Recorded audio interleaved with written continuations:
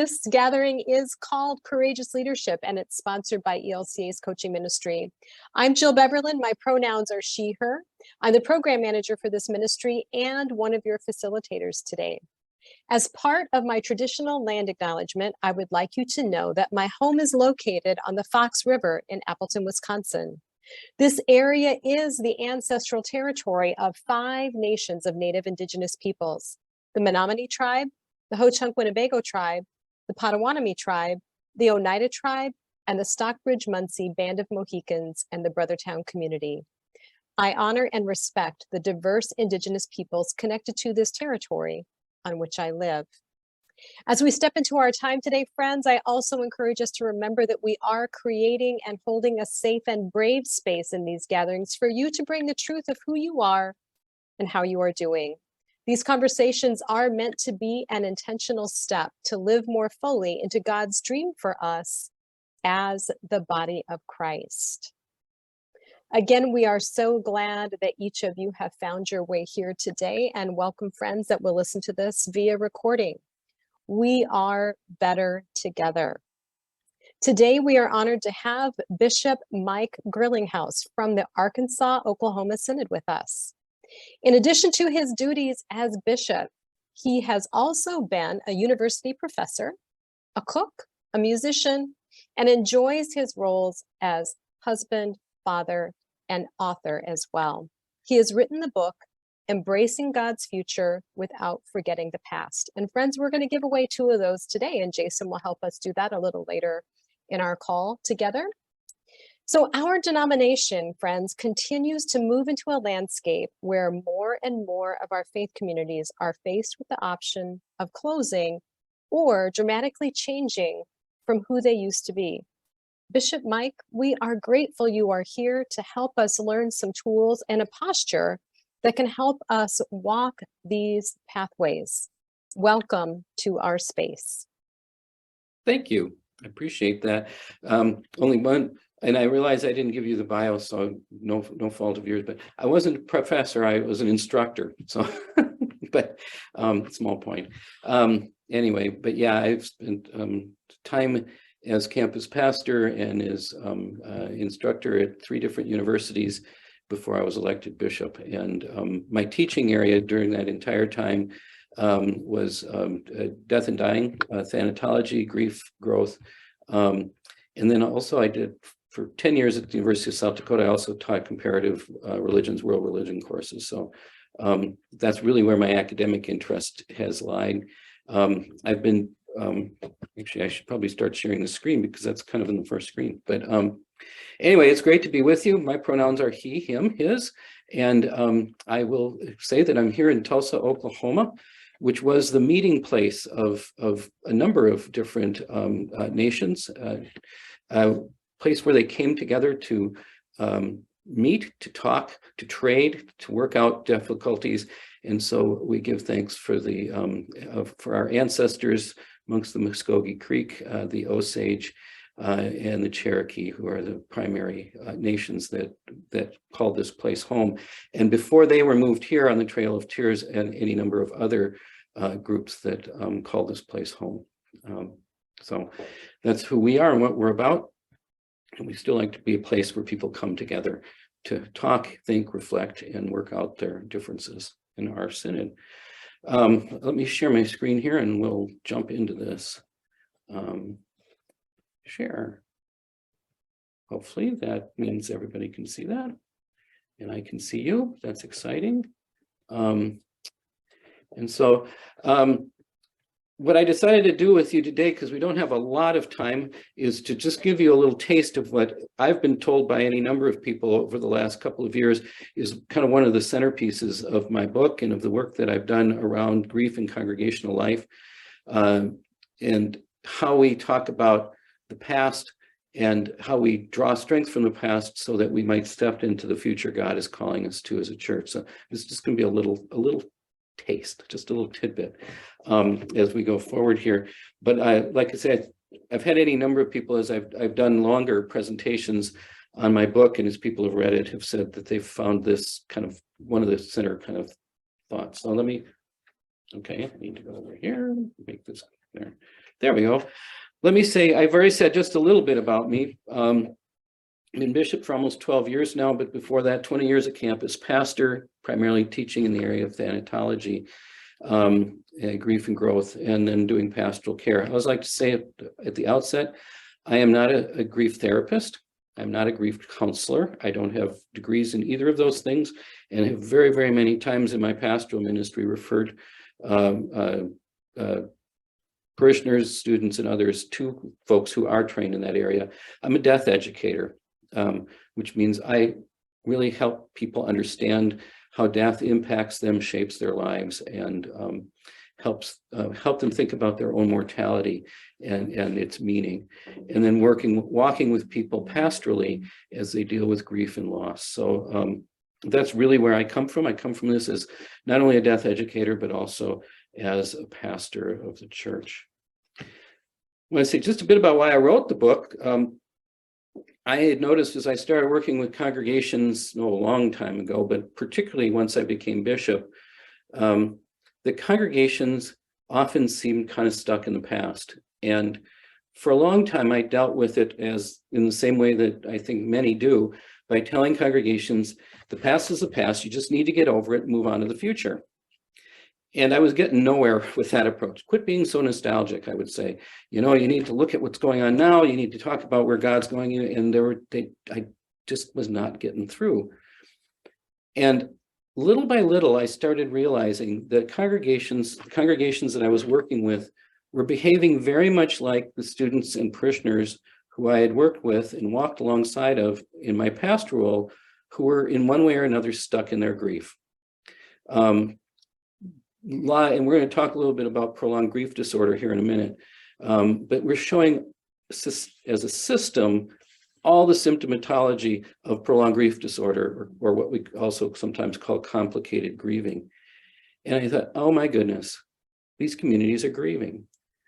And I'm dealing with them in a way that is not only not helpful, but hurtful. It's kind of like, and with apologies to those of you who have experienced these losses, but saying to parents who've just lost a child, oh, you can have another baby. I mean, that's horrid. I mean, I would never say that to somebody, or to somebody who's just lost their spouse of 30 years. Oh, you get married again. Why was I doing that to congregations? To say, just discount what has been and look forward.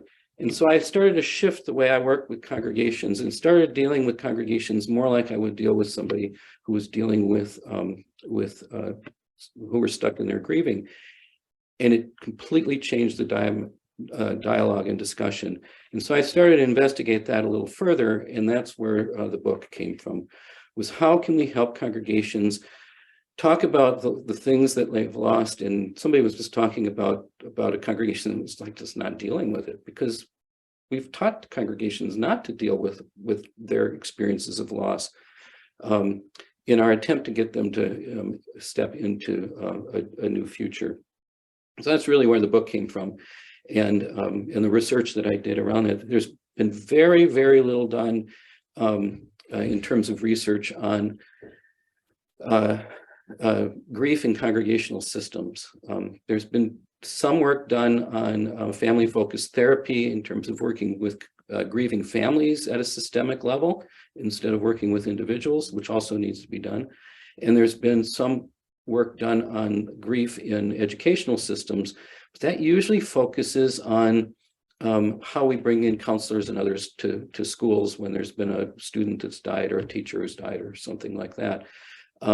Not talking about how that grief impacts the education system or the school system. So this is kind of cutting edge stuff in a certain sense. Although I draw heavily on Peter Steinke and his work on congregations as family systems and other systems thinker, I'm really not an expert on systems theory. Probably some of you are way more versed in that than I am, but have learned a lot in terms of thinking of congregations systemically. So I was asked to start with a biblical, kind of a devotional grounding. I'm not going to do this as I often end with this, but we're going to start with it. I love this passage, but we do not want you to be informed, brothers and sisters, siblings, about those who have died, so that you may not grieve as others do who have no hope. For since we believe that Jesus died and rose again, even so, through Jesus, God will bring with him those who have died. From 1 Thessalonians 4. I love this passage because it blesses our grief. It says, it doesn't say we don't grieve, or that if we are in Christ, if we're followers of Jesus, we don't grieve. We don't experience loss, that everything's hunky-dory because everything's going to be good in the end.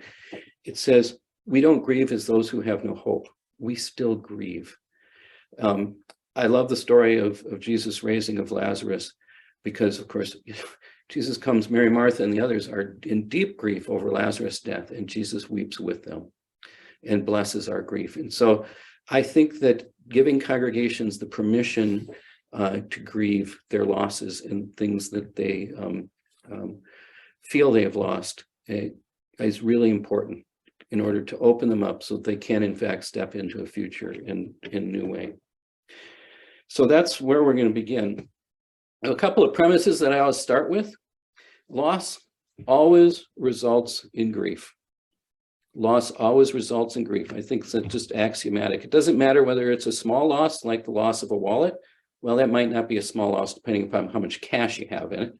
But a small loss, like losing a wallet, still produces some amount of grief. Usually not tons of grief, but because you go cancel your cards. But there's some sadness about that. Or if it's the big losses, like the loss of a loved one to death. So loss always results in grief. And in fact, even a loss that comes from something positive can result in grief. The person who's, I don't remember who it was, but the person was talking just before we started about the pastor being elected bishop, and everybody were really happy for the bishop. That I would call a positive loss, but it also carries some negative loss, and there's some sadness there. The more common one is graduation. When we graduate from high school or college or seminary, that's a good thing. It's a good experience. We're happy and all of that. And yet there is a sense of loss and grief because we know that some of these classmates we're not going to see again. We're leaving a school that maybe we love, faculty members who are very meaningful to us, and stepping into this new thing. I've seen congregations go through a period of rapid growth. I know that doesn't happen hardly at all anymore, but who really struggle because it's not the same as the way it used to be. Everybody's really happy about all the new members. But it's like, man, I remember when it used to be this small, intimate group, and now that's not there anymore. So loss can come from either positive or negative experiences, and it always results in some level of grief. Change always results in loss. Any change that we go through, it always entails some level of loss. Sometimes the loss precipitates the change, sometimes the change precipitates the loss, but it always results in any kind of change, always results in some level of loss, whether it's taking a new call, moving for another reason, rearranging a program, or any of the other more common things we think about in terms of loss within the life of a congregation. And so loss always results in grief. So there's always going to be a certain level of grief in any system, and particularly in congregational systems, and particularly these days. So we want to talk a little bit about yearning and nostalgia. We can spend a whole lot of time talking about grief, how grief works and all of that. We maybe do that some other time. But what I've found in my working with congregations is that often, because the grief isn't dealt with, because they become stuck in their grief, and they are not given permission to acknowledge their losses and lament those losses, they get trapped in their yearning. And that's really what a lot of times we kind of attack when we say, well, you just need to get over the past, you just need to get over the past.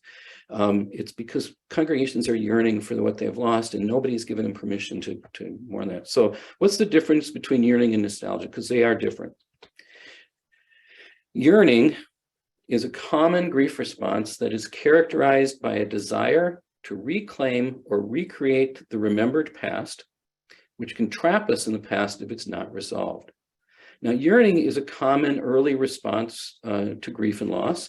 Any of us who've had significant losses know what that's like. Somebody we love dies, and we want every molecule in our body wants them back. We miss them horribly. We want to try to bring them back, even though we know cognitively we can't, but we yearn for them. And over time, as we work through grief process and we work through the various tasks of grieving, the yearning will begin to dissipate as we move that relationship from a living one, from a physical living relationship to one of memory, which is the purpose of the grief process. If we find a place for that memory in the context of our lives, and then as we move on, we can draw from that memory and from that relationship without that intense yearning that we have at the outset. So there's nothing wrong with yearning early on after a loss. It's actually a coping mechanism. It's one of the ways that we process a loss. But if you're still deeply in yearning in the years after, years and years and years after a loss, then it becomes unhealthy and can really trap us. Nostalgia, on the other hand, is also a common human coping mechanism, a mechanism which draws strength from the memory of past experiences and helps us actually to adapt to the present and give us hope for the future. We'll talk in a minute about a scholar from North Dakota State University who's done a lot of research in nostalgia in partnership with people in Asia and in Europe, looking at how nostalgia works across cultural lines. It is a common human experience. They've identified and studied nostalgic thoughts in children as young as 5. You know, I mean, they really, really, really are nostalgic for that toy they had yesterday. I mean, it's not deep nostalgia, but it's a common thing. Nostalgia is not dysfunctional. Nostalgia is something we do as human beings to connect the past to the present and the future. And we'll talk some more about that in a minute. So let's talk a little bit about yearning. By the way, all the photography in this is mine, except for there's a few that aren't.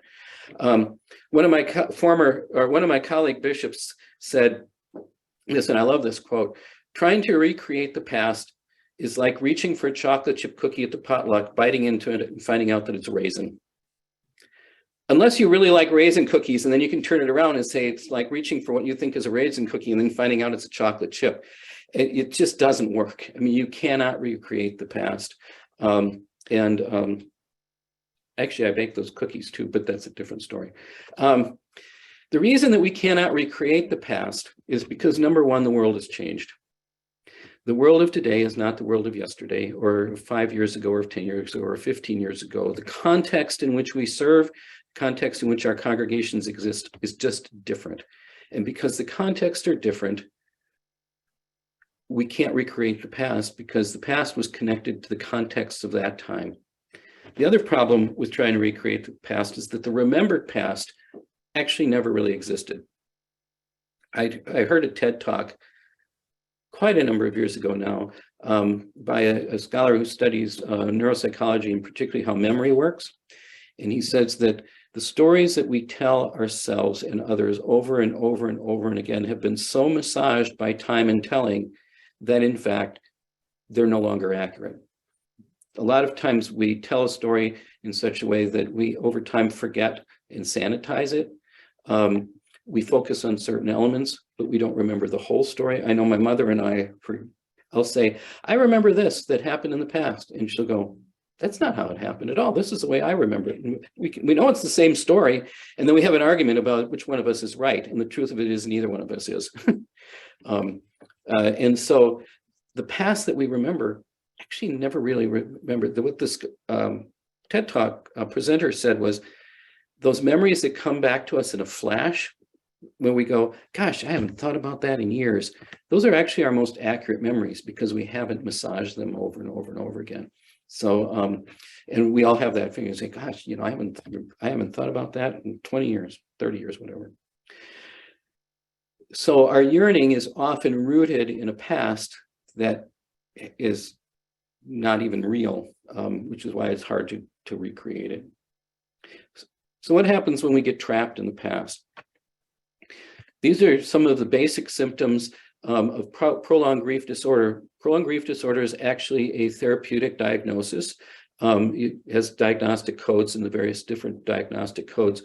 And it's defined for individuals got half a step ahead, one slide ahead of myself. It can result often from experiences of complicated grief. And I think almost all of our grieving processes are complicated by something. But there are complications that can really tie up a person in their grief and prevent them, become barriers to them working through their grief. And I think all of the grief that our congregation experiences are complicated ones. So the diagnosis of prolonged grief disorder is that it's when certain symptoms of grief, certain manifestations of grief, certain experiences of grief become persistent, and we stop moving forward in terms of working through and working with our grief. And as I remember, as I first read some of these diagnostic descriptors, I was like, wow, that describes a lot of the congregations I'm working with. Now, persistent is defined differently in different diagnostic codes. Some say these symptoms persisting over 6 months. Some will say 12 months. I think persistent is much fuzzier than either of those. I think you can kind of tell when congregations or individuals just keep coming back to the same thing over and over and over again and don't seem to be making any progress. And the grief journey is not a straight line. It goes back and forth, up and down. You have good days, you have bad days. That's not a problem. And it's not when you have one of these things it's persistent. It's usually several of them before you can diagnose prolonged grief disorder.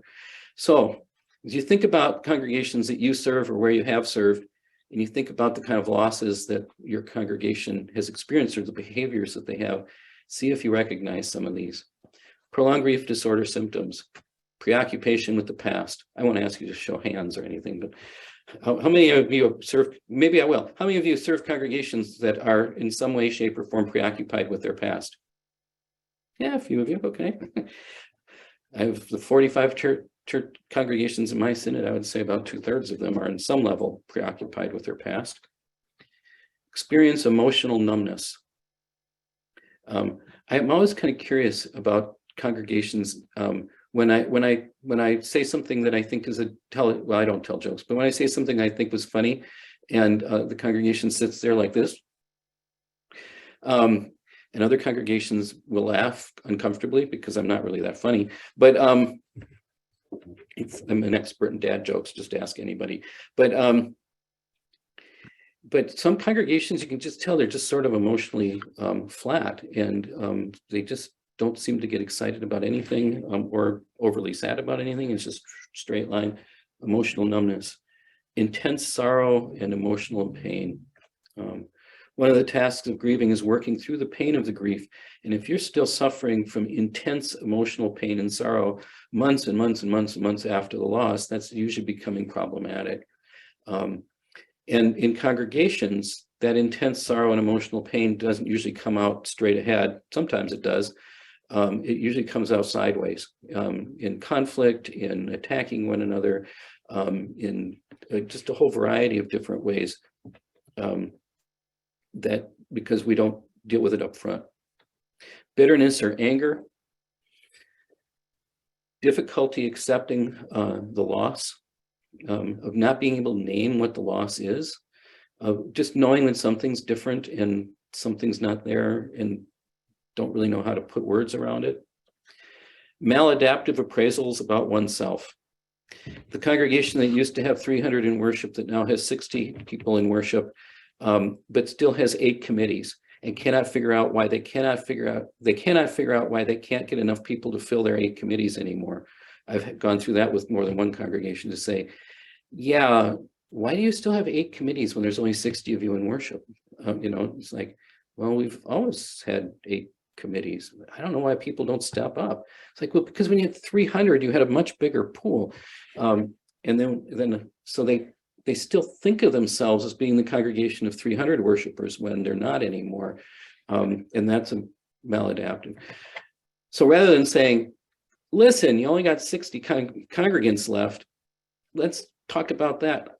I start by saying, tell me what it was like when you had 300 people here. Tell me what that was like. What do you miss about that? What's hard about the fact that you don't have 300 people? So we start to explore the meaning of that loss. And that begins to then open them up to say, maybe we need to think about who we are now. Other persistent things that we see in prolonged grief disorder: difficulty of trusting others. I've seen that where new pastors have come in and the congregation just doesn't trust them, and it creates all sorts of conflict. Feeling alone or detached. Our congregations often manifest the sense that we're just out here all by ourselves, the 25 of us, and nobody cares about us. And I say, I've been here 4 times in the last year. We do care about you, but the feeling is real. Feeling that life is empty or meaningless. We have no purpose anymore.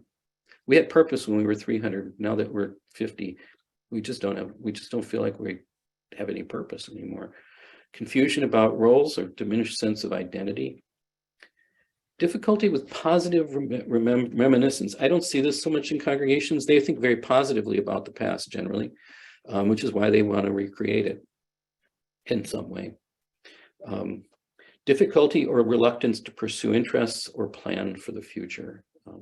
That's because they're stuck in the past and need to work through that. So what do we do to get unstuck? How are we doing for time? A few more minutes here. How do we get unstuck? We need to give congregations permission to grieve, because the only way through grief is to grieve. And so often, even in our individual lives, we try to avoid the grief, to sidestep it. And sometimes our doctors are complicit in that because they're willing to die, give us all sorts of meds. Sometimes the meds are necessary to deaden the grief. Sometimes we self-medicate when we're grieving. We turn to alcohol or other kinds of drugs and other ways to avoid the grief. Because our culture says that you get to grieve a significant loss for maybe a week or 10 days, and you need to get on with it, which is extremely unhealthy. That's mainstream American culture. If you look at other cultures in the American context, they do grief much, much, much, much better than mainstream American culture, because they actually give people permission to grieve and have structures for doing that.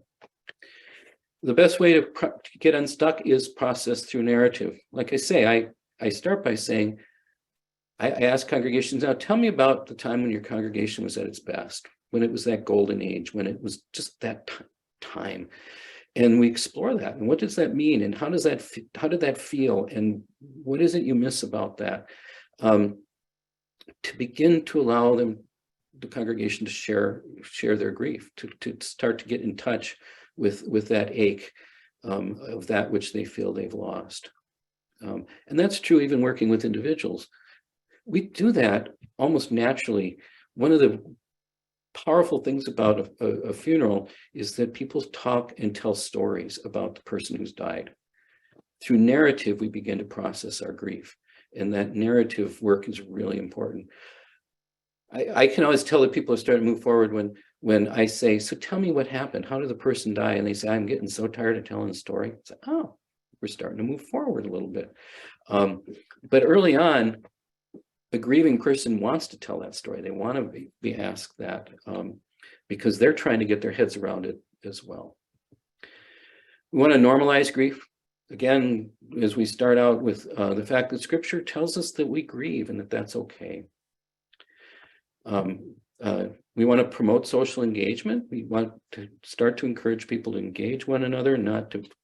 I have a whole thing about the difference about the importance of cohesion in a congregation in dealing with grief and loss. Extremely engaged, enmeshed congregation does not generally grieve well because they kind of develop the siege mentality.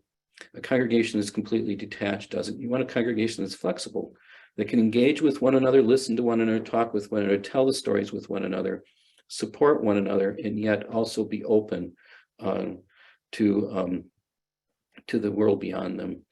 That takes some time. Build motivation for change. That comes a little later in the process. Identify new aspirations for making meaning. We'll get to that in a second here. And then usually when working with an individual or congregation, sometimes you work on talking about what's been lost, but also you then, as time goes on, you begin to talk about how do you begin to step into that future? How do you begin to restore a sense of new life? So let's talk a little bit about nostalgia. I think I'm doing okay time-wise. Nostalgia, like I said, is this common coping mechanism. Nostalgic memories do this for us. They build social connectedness. We remember how in the past we were connected to one another, and we can build on that. And we can share common stories. When people start telling stories, it connects them to one another. It builds a sense of belonging and continuity. And human beings need a sense of continuity. It's a common core psychological need, that we have to have some sense that our present is connected to our past, and that our present is connected in some way to a future, even if we don't know what that is. We need that sense of continuity. And in fact, death and loss creates discontinuity, a sense of a break in the course of our lives, where our lives has taken a sharp right or left turn or fallen off a cliff, and that somehow we become disconnected with that timeline of who we are. I do a lot of timeline work with congregations, laying out so they can see how all the pieces of their life fit together in a narrative. Can help build self-awareness and self-esteem. You move to a new community and you think, gosh, am I ever going to make any friends here? And then you think, well, the last time I moved and came in a new community, it took a little while, but I remember making friends. And I can talk about how I made friends in that community and think about that. That nostalgic memory gets me to say, I did it then, maybe I can do it now. And that builds a sense of self-esteem, self-awareness as you think about how I did it before. And I can maybe, I can probably do it again now in this new community. Just one example of how a nostalgic memory might work. Nostalgic memories can help build meaning and significance. You can talk about what was the meaning of the past that you value. What was the significance of that, and how does that now speak to you in the present? Not how do I recreate it in the present, but how can I draw meaning from those memories so that I can engage this present context in perhaps new ways? Gives a sense of vitality. I mean, I remember the energy I had, when I was doing this or doing that, and we can explore that with a congregation. Again, not to recreate it, but draw strength from it. Nostalgic contributes to a sense of belonging. And that's one of the things that happens in congregations, because you may have newcomers, you may have people who've been there kind of a middle way, and some people have been there forever, and they have a different sense of that story, of that narrative. But as they begin to talk to one another about that, tell those stories. I remember doing an exercise with one congregation where I said, tell me when this congregation was really at its best. And the longtime members were telling stories from, 20 years ago, 30 years ago. Some folks were telling stories from 8 or 10 years ago, but one of the newcomers in the group said, it's at its best right now. And all the other people went, say what? And they said, yeah, this congregation's great. And started to name some of the things that were going on that they really value. And they said, why do you think I joined? Because this congregation's great now.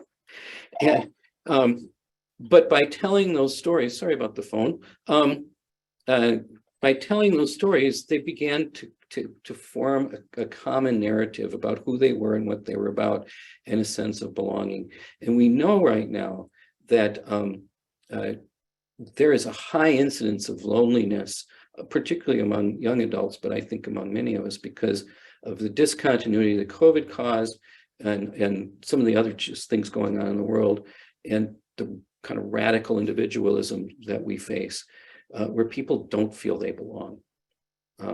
They don't know where they belong. And that creates that, I think, a lot of that sense of loneliness.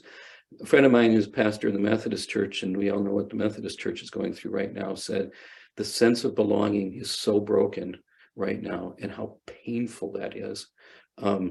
And what grief there is in saying that we used to belong together, and now you say I don't belong, and I say you don't belong, in sometimes direct ways, and that sense of broken community is causing huge amounts of grief. But to be able to tell those stories to remind us that we are a part of one another, that we are community together, we can draw on nostalgic memories to do that. Raises optimism. Could do it before, I can do it now. Evokes inspiration, boosts creativity. because we can think about how creative we were in the past and then draw strength from that. One of my favorite stories about that is a little church in Chicago, Oklahoma. They know I tell the story, and I tell it in the book too. And they have given me permission to do that. But me and my director of evangelical mission went down to the church, this is quite a number of years ago, fully expecting that we were going to talk to them about closing. And we had all the documents and stuff. And because they were down to maybe 15 people in worship on Sunday, maybe 20 on a good Sunday. Anyway, but this is when I was first starting to shift my way of approaching congregations. And so I started out by asking them the question, so tell me about a time when things were really great here. And so one of them said, I remember back when we were a new mission congregation, this congregation is only about 40 years old, something like that. When we were a mission congregation, and she said, and we were meeting at the library, and we'd get together and we'd all work, and we'd put up the chairs and we'd set everything up. And then when it's done, we'd break it all down. And she said, wasn't that a great time? And several people around the table nodded and said, yeah, that was a really great time. And I said, so what was so great about it? And she said, thought about it for a minute. She said, that we were working together, that we were really working together. And I said, oh, so what might you be able to draw from that nostalgic memory? I didn't use those words. And she said, that if we work together, we can actually accomplish a lot. So one of the other people sitting at the table said to her, but we were a lot younger back then. To which the first woman said, so we just have to do it slower. You know what? That little congregation is thriving today. It is vital. They have tapped into their nostalgic memories. They're still about 25, 30 in worship. They've grown a little bit. They're small. They still struggle, and they might ultimately close. But you know what? They're doing ministry. They've been engaging their community. They've been working together, and they discovered it by mining that one little nostalgic story, not by trying to recreate that. I don't think any of them want to go back to setting up folding chairs every Sunday, but by remembering what was good in that, what was the strength in that, what was the value in that, what was the meaning in that they can now draw into the future, in the present, for the sake of future. So last slide, and then we'll wrap this up. I think that as we think about how we embrace God's future, we need to remember that congregations need to have a variety of things in balance. Now, when I think about balance, I don't think about homeostasis, which is part of family systems, or status quo. I think of bicycle wheels. Any of you who are bicyclists know that the way a bike wheel stays in the round is by tension in the spokes. And at the top of each spoke, there's a little knob that you can loosen or tighten to keep the wheel from either wobbling side to side or up and down. So it's about keeping things in tension so that the wheel can continue to spin, which is about movement, not about standing in one place. And so with a congregation, we have to help a congregation both experience a sense of continuity with their past and draw strength from that past. And of course, the greatest nostalgic story that we have is the story of Jesus, right? I mean, that's a story of the past. If we say, well, forget the past, we can't forget the past. That's where our hope is in the story of our Lord's life, death, and resurrection. And of course, the story of God's steadfast love that permeates all of Scripture. That's why we read those stories every Sunday. It's our great nostalgic moment. So we need a sense of continuity with the past, but we also need a sense of innovation and creativity that can be released as we begin to deal with our grief, our loss, and embrace life in new ways. We have to be able to name the grief and the loss on the one hand, but we also need to understand that God is always calling us into the future, that the fullness of the kingdom does not lie in the past, although it's been revealed fully in the past in our Lord. But in fact, the fullness of the kingdom lies in the future. And so the fullness of the kingdom was not in 1950 or 1970 or 2019. The fullness of the future lies, the fullness of the kingdom lies in the future, and that's where God is always calling us to be. Not by forgetting the past, but by drawing strength from the past for the sake of the future. That's where I'll stop. A lot more to be said about all of that. Read the book or or invite me back. I'm always happy to talk about this stuff. So a couple of stories or questions for you to kind of ponder as you go off into breakout rooms. The first is, you've already been thinking about this. Let me briefly share a story with those in your breakout about a time when a congregation you were serving, either one you're currently serving or one that you've served in the past, has experienced a time of loss. It can be a small loss, it can be a big loss, but some loss that's memorable. In remembering that time, talk a little bit about with one another about how your community worked through that loss, if they did. If they did, what helped? What helped bring that out? Because you've all had experience with this. What helped and what got in the way? What were the barriers to helping the congregation confront and deal with that loss? And just spend a little time sharing that. And then finally, think about what role did yearning and or nostalgia play in that congregation's grief work, whether that was intentional grief work or whether it went on kind of under the surface in ways that maybe weren't facilitated. So anyway, I'm forgetting, do we want to do a little question and answer here, or are we going to send them to breakout groups first? I'm looking at Jason and Jill. Yeah, we would like to give the participants an opportunity to share their stories. So Jason has created some fairly small breakout rooms. And so friends, we will deploy you there and leave you there until 5 till the hour. And so with that, thank you, Bishop Mike, for starting this conversation. It's an important conversation. And we'll see you back here at 5 till the hour. God bless your conversations. We are so glad that you had this opportunity to unpack this really important topic together.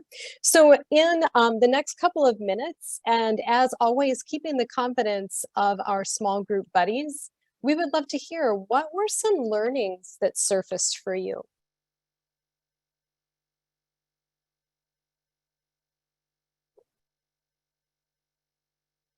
Well, I think people are moving on mute. I was going to say, while people are thinking about that, I just want to say, I didn't put this in the slide deck and I don't know how I missed it. The book on nostalgia that's really helpful, and the researcher that's done the real pivotal breakthrough work on this is Clay Rutledge from North Dakota State University. And his book is called Nostalgia, a Psychological Research or Resource. And it lays out all of his research. And, so that's my footnote.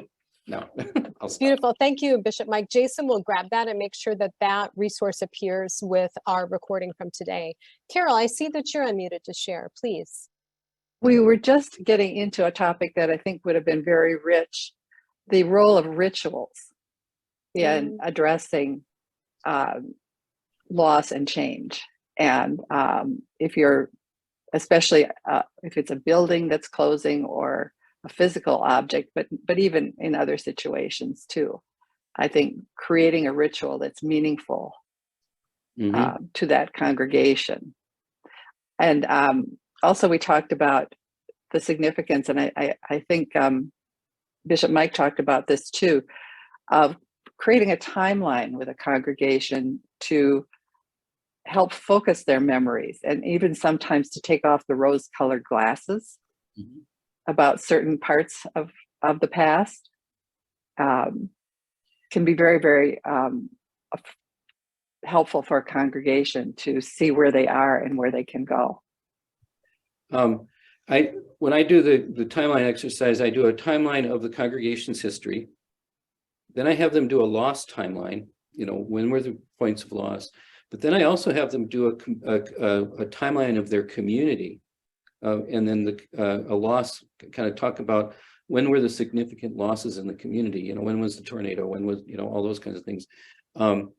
Because a lot of times it'll help a congregation see that what they're experiencing inside the congregation has been impacted by external forces going on in their context. And that will frequently help them deal with their guilt at, gosh, we're so much smaller than we used to be. So is the whole community around you. So anyway, but yeah, I think you're right. That helps you take the rose-colored glasses off. Thank you, Carol, for that. Jim, I see that you are unmuted. Do you have an insight to share? Yes, there were two different stories that were told in our group. One, which was really about a lot of conflict and kind of the most destructive kinds of things that go on in some of that. The other one was the one I wanted to mention, was the congregation that, when they looked at their past and looked where they were, they decided that they were just going to finish. They didn't want this is a vision of who we are. We can't do this anymore. And so their choice was to just to close. And while I may that may not be the choice I would choose. I was like, no, you need to. It's an honor. We need to honor their decision on. This is who we were. This is what and we're not going to do that. Okay. And so they maintain their memories of that, but they no longer were active in that. So just that kind of dynamic of deciding on how you move forward. That doesn't mean that you have to become something. They don't have to be something new. They can let go. They can let go of who they are. With the past. So.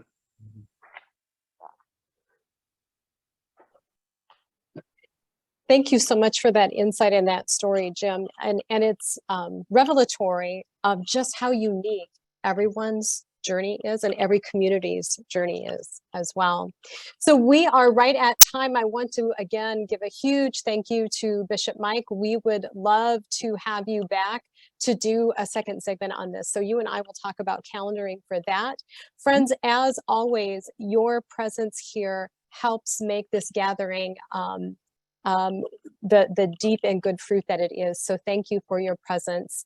Please know that you are seen, you are valued, and you are loved. Join us again next week. It is the first Wednesday of the month, so it will be small groups by topics, and one that's always popular. So we'll see you then. Until then, God bless you. Thank you, friends. Thank you.